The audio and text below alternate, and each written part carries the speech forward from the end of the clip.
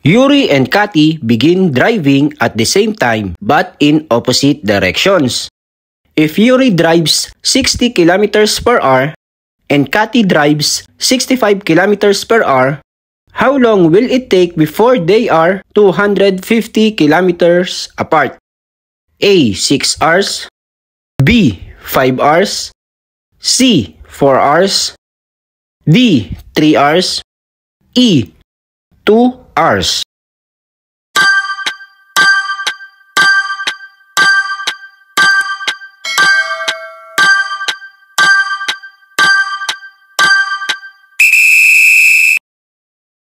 Ang problem natin for this video ay by request ng isa natin naka-review from TikTok.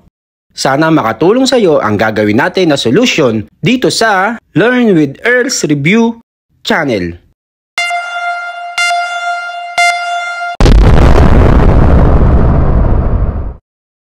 Shoutout muna tayo kay ka-review Elvina Pagulayan ng Isabela.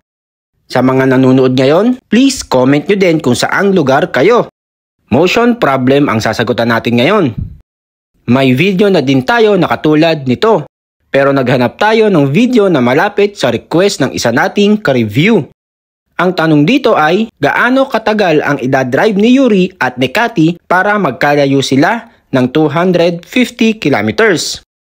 If Yuri drives 60 kilometers per hour at sa opposite way, si Cathy naman ay 65 kilometers per hour. Ang distance apart nila ay 250 kilometers. How long will it take daw para ma-reach nila itong 250 kilometers na magkalayo?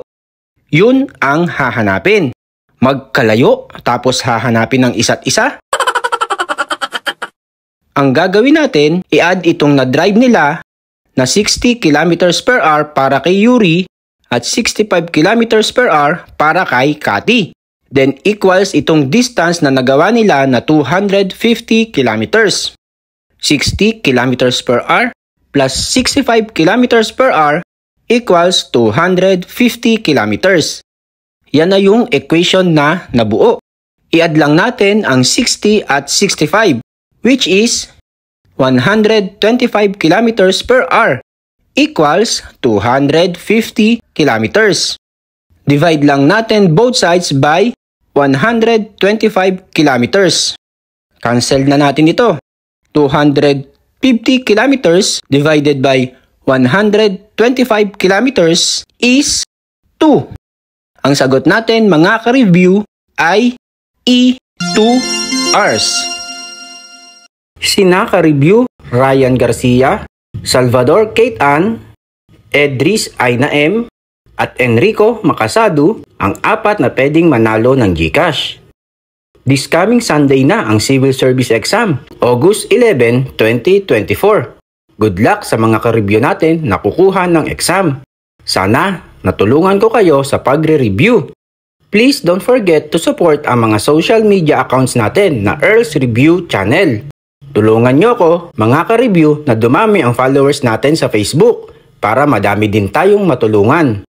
At sa 5,138 na followers sa TikTok, maraming salamat. Malapit na din tayong mag 1,000 subscribers sa YouTube. Meron na tayong 812 na subscribers.